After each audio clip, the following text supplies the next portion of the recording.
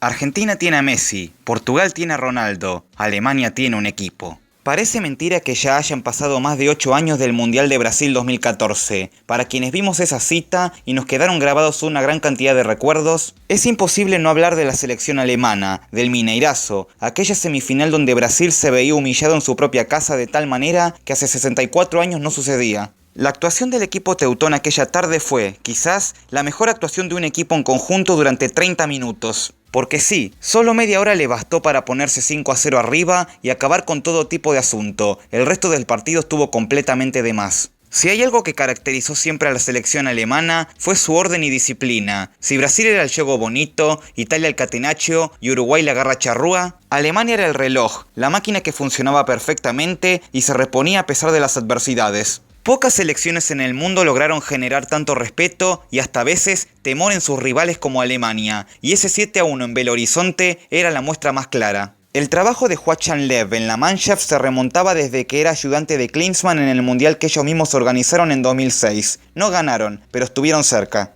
En 2010 volvieron a tropezar en semifinales, esta vez ante la mejor selección española de la historia. No pasaba nada, era cuestión de levantarse y volver a empezar. La tercera fue la vencida, era la recompensa por confiar en el trabajo a largo plazo. Toda muestra de perseverancia a la larga termina siempre dando sus frutos. Y entonces, ¿qué pasó después? Resulta irónico, pero esa consagración en Brasil 2014 sería la última alegría que tendrían los teutones hasta el momento. Y es que si bien es cierto que Alemania tuvo a lo largo de su historia varios periodos de sequía, al menos durante ellos se mantenía siempre dando batalla. No sería el caso esta vez, la Mannschaft ya no da batalla, sino que se siente derrotada antes de empezar. El reloj que funcionaba a la perfección perdió completamente el control. Hasta 2018, nunca antes en la historia, nunca, Alemania se había quedado eliminada en una fase de grupos. Lo más cercano a un fracaso mundialista había ocurrido en el lejano Mundial de Francia 38, cuando quedó eliminado en la primera ronda que era de octavos de final. Pero claro, eran otros tiempos. No fue hasta el milagro de Berna de 1954 que Alemania se proclamó como potencia en el mundo del fútbol. Es por eso que lo sucedido en Rusia 2018 sería hasta ese momento el peor momento en la historia de la selección germana. Por alguna razón, nunca hice un qué salió mal sobre el fracaso alemán en aquel mundial, pero si lo hubiera hecho, diría que la mayor razón fue la falta de recambio y el proceso desgastado. Después de la humillación sufrida en ese mundial, la selección comenzó con ese recambio que tanto necesitaba. Joachim Löw se mantuvo en el cargo, ahora con nuevos jugadores a sus órdenes. Durante ese tiempo, Alemania presentó un mix entre sus jugadores más experimentados con la nueva camada. Los Neuer, Müller, Hummels y Kroos se mezclaban con los Werner, Havertz, Gnabry, Goretzka, Sané, etc. Nada podía salir mal, ¿no? Bueno, por algo están en el que salió mal. El equipo siguió sin encontrar el orden y el rendimiento continuó siendo decepcionante. En la Nations League 18-19 fue último de grupo. Y en la Eurocopa 2020, que se jugó en 2021, tras pasar la fase de grupo sufriendo más de la cuenta, en octavos, uno de sus eternos rivales, Inglaterra, los eliminó con un 2-0, no logrando quedar ni siquiera entre los 8 mejores de Europa. Ya no había por dónde seguir. Alemania necesitaba una renovación, no solo en el plantel, sino también en el banquillo. Y es por eso que después de más de una década, Joachim Löw le puso fin a su etapa al mando del equipo. El encargado de sucederlo fue Hansi Flick, que venía de un paso muy exitoso por el Bayern Múnich, obteniendo, entre tantos títulos, una Champions League con el gigante bávaro. Pero estos logros no eran la única razón por la que Flick fue apuntado. Antes de llegar al Bayern, había sido ayudante de campo de Löw en la selección. Alemania jugó a lo seguro, no hizo ningún cambio brusco en el banquillo y optó por un hombre que ya conocía la selección, ahora asumiendo el rol principal. Flick tomó el equipo con el objetivo de enderezar el rumbo de cara al Mundial de Qatar. Antes de su llegada, se habían jugado 3 fechas de eliminatorias. Y uno de esos juegos fue una insólita derrota en casa ante Macedonia del Norte, que complicaba mucho su clasificación directa. Flick debía poner de vuelta las cosas en su lugar, y lo haría con creces, ya que ganó sus 7 partidos de eliminatorias restantes sin dejar ningún punto en el camino. El 100% de efectividad hizo que la clasificación, que en un principio parecía complicarse, se volviera relativamente cómoda. Alemania sería la primera selección en clasificar en cancha al Mundial de Qatar. Nadie, salvo el anfitrión, se aseguraría el boleto antes que ellos. Esto daba a pensar que la época oscura del fútbol alemán se había acabado y que por fin la selección había recuperado la memoria. Si bien la Nations League de aquella temporada estuvo lejos de ser impresionante, quedando por debajo de Italia y Hungría, nadie se imaginaría un fracaso de los teutones en tierras cataríes. El sorteo los ubicó en el grupo E, junto con España, Japón y Costa Rica. Estaba claro que junto con la Furia Roja eran los favoritos a pasar, pero no debían confiarse con los japoneses y con los ticos. Después de todo, tenían el antecedente de que en Rusia habían perdido tanto con un equipo de AFC como otro de CONCACAF. El debut de la Mannschaft se produjo el 23 de noviembre ante Japón. El comienzo del partido sería favorable a los alemanes, quienes dominaron el juego. Y eso les permitió, a poco de pasar la media hora, ponerse en ventaja gracias al penal convertido por Gundogan. Luego de esto, Alemania siguió atacando y tuvo muchas oportunidades para anotar un segundo gol que liquidase el partido, cosa que no sucedió. Y como dice el refrán, los goles que no se hacen en un arco se hacen en el otro, y Japón se mantuvo con vida, aprovechando no solo la forma que perdonaban los alemanes en ataque, sino los regalados que estaban en defensa. Y es que tras 75 minutos, el cansancio y la poca seguridad en la retaguardia se terminó pagando caro, y en una ráfaga de apenas 8 minutos, los japoneses dieron vuelta al partido, con los goles de Doan y Asano. Todo futuro ataque de los europeos sería inútil. Y Japón lograba una victoria histórica que dejaba a los alemanes sin margen de error. El fantasma de Rusia 2018 volvía a aparecer. Su segundo partido fue ante la selección española, que venía de anotarle nada menos que 7 goles a Costa Rica, por lo que muchos la daban como favorita en la previa. El partido, en cambio, fue bastante parejo. España estuvo lejos de ser igual de efectiva como ante los ticos, y Alemania se mostró más ordenada, quizá por el hecho de que ya no se podían arriesgar nada. Aún así, muy cerca estuvieron de quedarse fuera aquella noche, y es que cuando Morata puso a España en ventaja, parecía que no había vuelta atrás. Alemania se lanzó en busca del empate, que a estas alturas, más que puntos era oxígeno. España, en cambio, bajó el pie del acelerador. Y faltando 7 minutos para el final, Niklas Füllkrug, que había ingresado tiempo antes, anotó la igualdad en el marcador que sería el alivio. Con el 1-1 definitivo y la caída de los nipones en su juego ante Costa Rica, los alemanes seguían con vida en el Mundial. Y ahora debían ganarle su partido a los centroamericanos y a su vez esperar que en el juego ante España y Japón se dé la lógica y los ibéricos ganen. Pero si hay algo que caracterizó este Mundial, y más específicamente a este grupo en particular, fue la falta de lógica y la abundancia de sorpresas.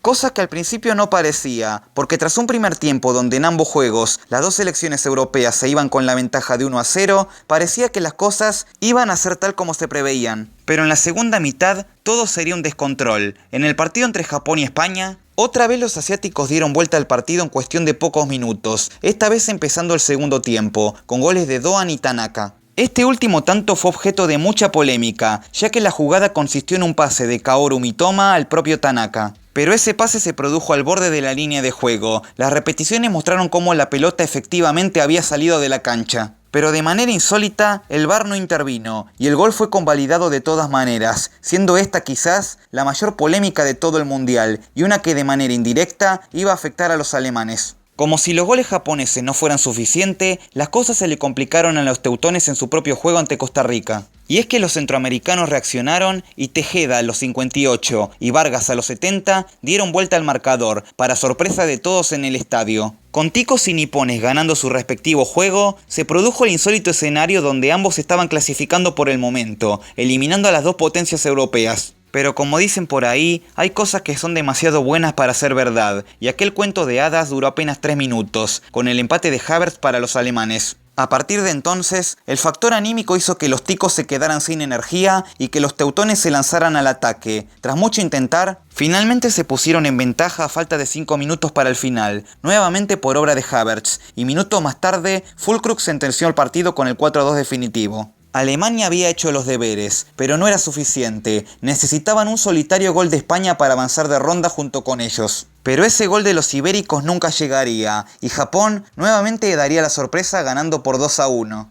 La victoria de los samuráis los dejaba como líderes con 6 puntos. España y Alemania se quedaban con 4, pero la diferencia de gol fue ampliamente a favor de los españoles. Y esto les permitió tomar el segundo lugar, dejando a los alemanes en la tercera colocación, nuevamente eliminados a las primeras de cambio. Por segundo mundial consecutivo, la Mannschaft se retiraba de la competencia con total decepción. Y esto nos lleva a la pregunta del título: ¿qué salió mal con Alemania en este mundial? Bueno, si nos ponemos a pensar, si bien tanto Rusia como Qatar fueron un fracaso total, en este último, al menos la selección mostró más fútbol y entrega con respecto a la sombra que habían sido en el 2018. No por eso estamos diciendo que fueron espectaculares ni mucho menos, por algo se volvieron a quedar afuera en fase de grupos. Pero aunque sea, se notaron las intenciones de la federación en tratar de cambiar un proceso que parecía desgastado. Se trajo un nuevo entrenador, aparecieron nuevos jugadores y se fueron muchos de la vieja camada. Pero la sensación fue que este equipo todavía está muy verde, y no por cuestión de edad, sino porque todavía necesita aprender a conectarse, ajustar los engranajes para que la máquina funcione. Jugadores como Gnabry, Zule, Kimmich, Rüdiger, Goretzka, Sané, entre otros,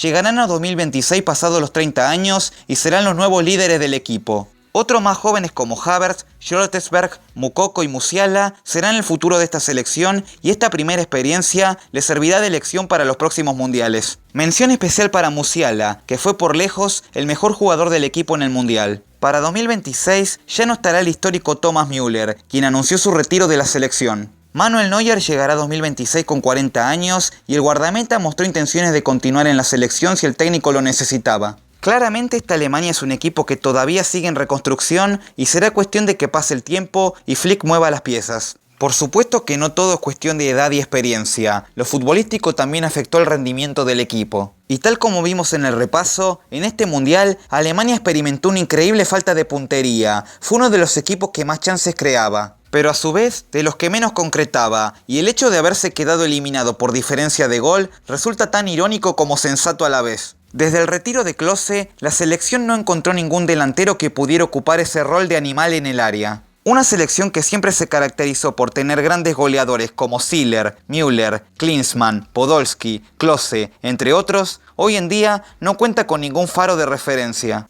Sí, está Gnabry, pero todavía no se consolidó. Sí, está Werner, pero se perdió el mundial y aún sigue sin ser garantía. Incluso está Füllkrug, que a pesar de ser un sustituto, anotó 2 goles en este mundial. Tiene 29 años y veremos qué será de su futuro en la selección. Los problemas de definición en ataque se complementan también con la poca seguridad defensiva. Alemania, que siempre fue un equipo ordenado atrás, hoy en día sufre cada vez que se le acercan al área. Terminar un partido sin recibir goles parece una misión imposible. Nomás miremos las estadísticas. En el 2022, Alemania jugó 12 partidos y en solo 2 mantuvo la valla invicta. Y esos 2 partidos fueron amistosos, ante Israel y Omán, por lo que si hablamos únicamente de partidos oficiales, la última vez que el equipo alemán no recibió goles fue en noviembre de 2021, por la penúltima fecha de las eliminatorias frente a Liechtenstein. Liechtenstein. Con todo respeto a esta modesta selección, si sos Alemania y ese fue el último rival que no pudo hacerte un gol en 90 minutos, entonces el asunto es más que preocupante. Este equipo de Flick atacó mucho y concretó poco, y a su vez defendió poco y recibió mucho, así es muy difícil conseguir el éxito en las competencias. El segundo tropiezo mundialista consecutivo de Alemania es una muestra que este equipo todavía no se recuperó del mazazo que sufrió en 2018 y todavía tiene un largo camino por recorrer. Sin contar lo que es la Nations League, el próximo reto internacional para la Mannschaft será la Eurocopa de 2024, que casualmente ellos mismos organizarán, por lo que ya tienen asegurado su lugar en la misma, y siendo dueños de casa, la obligación de ganar, o al menos quedar entre los mejores, es total. Esta Eurocopa puede representar tanto el resurgir como la caída definitiva al pozo, dependerá por supuesto del trabajo que hagan Flick y sus dirigidos. Saliendo un poco del tema selección, si nos fijamos a nivel clubes, el dominio absoluto del Bayern en la Bundesliga también afecta directa o indirectamente. A ver, no les voy a mentir, es cierto que el Bayern siempre fue el club más ganador de la competencia, pero nunca antes la diferencia entre ellos y los demás había sido tan abultada.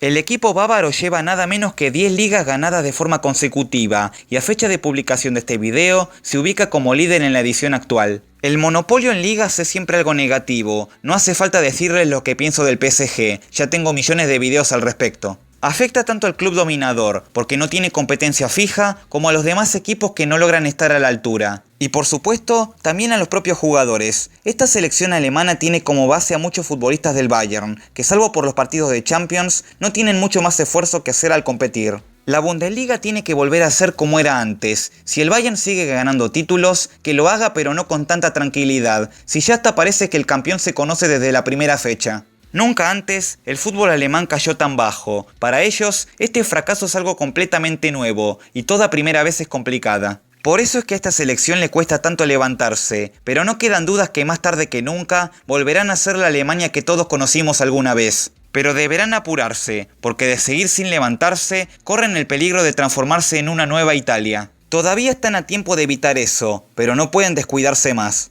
Argentina tiene a Messi y a un equipo que lo acompaña. Portugal ya no tiene a Ronaldo y Alemania tiene mucho trabajo que hacer.